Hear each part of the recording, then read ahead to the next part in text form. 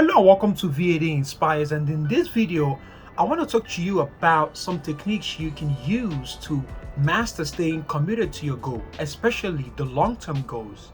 The days that I feel depressed and anxious the most were the days that I knew that I could be doing better and I wasn't doing better. I knew that I could change, I knew that I could do something to improve my situation.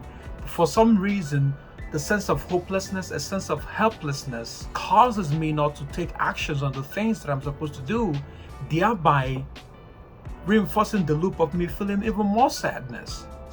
The only thing I feel at that point is the urge to run away, the urge to just forget everything, to escape the loneliness, to find a way to just not feel anything. And I often binge watch movies to do that. To escape my own reality, I have to focus on other people's problems and focus on other people's imagined realities.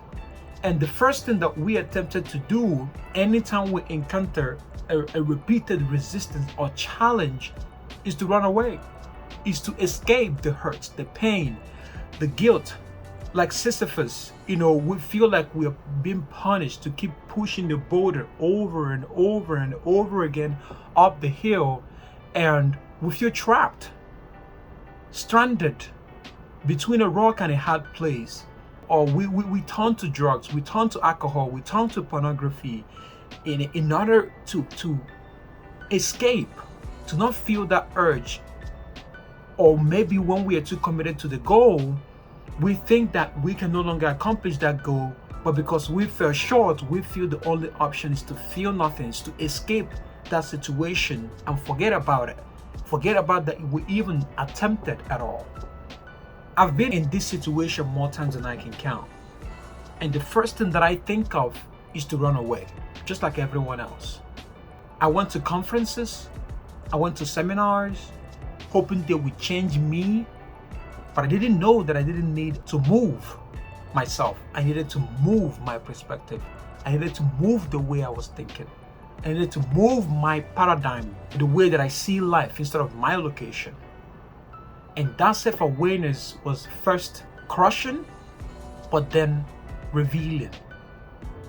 Because then I needed that to change. I needed that to understand why I wasn't staying committed to my goals. I needed that to understand why I wanted something so bad, but it seems like who I am or who I want to be can't connect. And that constant battle and constant fight keeps me forever wanting to change, but can't seem to crack the code to stay committed, to stay consistent. One of the things that I did that helped me out a lot in terms of mastering commitment is to change what I see. It's often said that the eyes is the window to the soul. The books you read, especially autobiographies, the self-help books, it starts to change your thinking, it starts to change your perspective.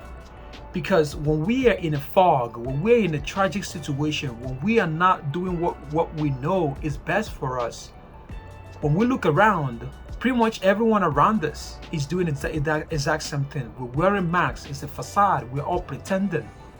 And we tend to think that's normal.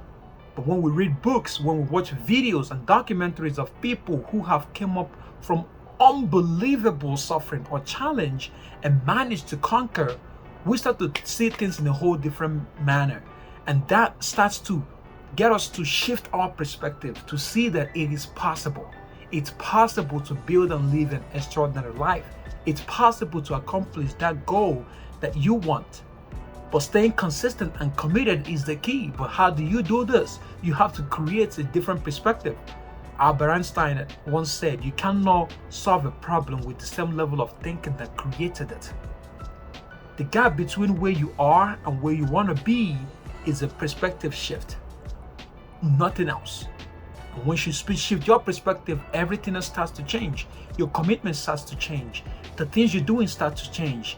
The actions that you don't think that you could be able to do, it starts to change. And you do this by creating self-belief. Self-belief, like I said earlier, from the things that you see, the things that you watch. When Jesus was spreading the word about his gospel back in the day, the way he motivated his disciples, what he said, in my Father's house there are many mansions. When you do the work here in my Father's house, in a many mansion. You gotta stretch your imagination. You gotta visualize your success. Jesus was trying to help his disciples to visualize the success of doing the work, to visualize the success of putting in the shift now. The reward comes later, but you have to visualize it. And the way you visualize that is through watching other people, seeing them going from nothing to something over and over and again. Whether it's from reading a book, whether it's from watching a video, surround yourself with this idea of possibility. Create a baby-safe environment. You know, when you get a new house or when you are expecting a new baby, you make your house baby-proof, right? So like you're expecting a different outcome. When you're expecting a different outcome, you have to make your environment that outcome proof. Whether it's losing weight, whether it is attending a new job, whether it is finally pushing yourself to conquer procrastination, whatever you're trying to accomplish, starting a new business, being a coach, overcoming anxiety and depression, you have to start to see yourself as a person who is already that, so that you act according towards that. You create an environment that is conducive for that to happen, including cutting off people who are not contributing to this desired identity that you're working towards to. Environment is also a key major part of this transition that you're trying to make. You know, staying committed, especially to a long-term goal, can be challenging. It's like a journey to the moon. And a journey to the moon requires mid-course correction. That's what they call it in a space language, a mid-course correction. You know, when you're heading to Kansas City and you missed it by a little mile, you might be okay. But when you're heading for the moon, which is you're trying to stretch yourself, accomplish your potential, it's kind of like going to the moon. And you need a constant mid-course correction. What are these mid-course corrections? Is to check a daily check-in, a weekly check-in, and a monthly check-in. Now, you don't have to do it all at once. You can start with just a daily check-in. If that's too big for you, do a weekly check-in. If that's, again, too big for you, do a monthly check-in. Or reverse the process if it's easier for you to start with the day than with the month.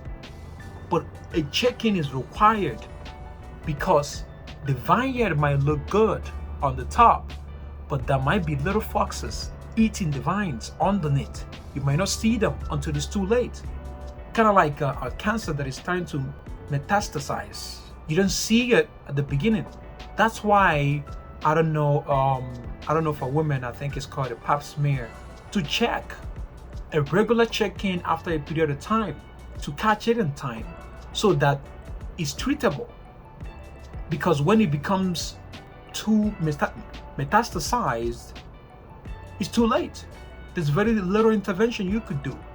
The same thing applies to your goals. When things are going well is when you should be checking in a lot more often. When you start on a journey, when you're motivated, it's easy to stay committed in the beginning, much harder to stay committed in the middle. And that, the check-in in the beginning will then help you in the middle, the intermediate, that you can then see what's wrong and see how you can adjust in order to fit into this new challenge that has been thrust upon you. But again, is to shift the perspective that you can change, because belief goes hand in hand with action. When you don't think that you can accomplish something, you exert very little effort in trying to make it work. But when you are expecting something new to happen, when you start to change your environment to match your new identity, like you would change when you're expecting a new baby, when you start to or cut out people that are not contributing to this new identity, you will start to see yourself in a different light. You will start to see yourself doing things that you no longer feel like it's work, but you feel that this is a mission, a meaning, a purpose that you're chasing. And that's how you can master commitment. And another thing that I also wanted to talk about is the community. Creating a new community. So as you are subtracting from your present community because they are reinforcing your present result, is to then add a new community that will reinforce the result. If you're trying to overcome anxiety and depression, going to church is fine. Engaging with the Bible is fine. Reading books about anxiety and depression is fine. watching videos, interacting with people in a support group. These are all ways that you can start to create a new environment. What you're learning is not as much as important as the kind of thinking that what you're learning brings, the kind of perspective shift that it brings to you. Because you can have all the skills and techniques in the world, you can have all the habit strategies and the hacks, but when you fundamentally think that this is something you're doing instead of something you're trying to become, it's going to be hard for you to stay committed to master the skills required for you to attain this new identity. So you have to facilitate your environment to sustain your motivation. You have to facilitate your cues to prop you to stay consistent even when the going gets tough. And it's to also understand that progress is better than perfection. When you fall right back, that's okay. Stand up right again. Like a kid who falls down, learning how to walk.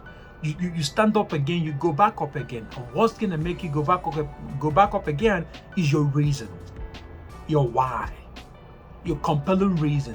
Why do you want to accomplish this goal so much? Because when the why is stronger, the how is easier. When the why is compelling, the how all of a sudden becomes a breeze. Not that it will be a breeze, but you will feel like it's a breeze. It's like when you feel something so deeply that sometimes when I'm running through a treadmill and this has all this element in it, I'm running through a treadmill, I'm tired, but I know that I have to run on a higher pace because I want to improve my endurance ability whilst increasing my pace. And what I would do is there's a music by Eminem, No Love, not music he did with Lil Wayne, and I will put on that music, and that music will get me through for another 5 minutes. And this is me, I'm gassed, but this music puts me another 5 minutes. One, the words of the music is singing about overcoming. This is an environment. I've created an environment. This is temporary, an environment to help facilitate me because I feel like I'm suffering at that point in time. I feel like I can't go anymore. But that music, the energy, the power, the force coming out of the mouth of the rappers helps me go a little bit more longer. Now I've created an environment. Now I have a reason. I have a reason that I want to become a healthy person, not just a healthy person. I see myself as an athlete.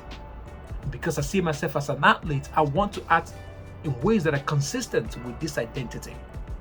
And then I create an environment to help facilitate my motivation to accomplish that goal in that specific short amount of time. In the grand scheme of things, a repeated action of that now creates a habit. And that's how it works. And anytime you fall off, anytime you become disenchanted, it's just to come right back. Let your patience be big enough, be strong enough to carry the burdens of your expectations. Is to have enough faith to carry the burdens of your doubt, because the doubt is going to come and the naysayers are going to come, but it's to have enough persistence, a mindset shift to handle those difficult moments. I hope this helps. There will be other video that's gonna come right after this, the Strictly Personal series. Check that out. It will help you with this perspective shift that I'm talking about, that will then help you to take the necessary actions to see the change you are seeking for. Thanks for watching. Be great and follow for more to stay inspired.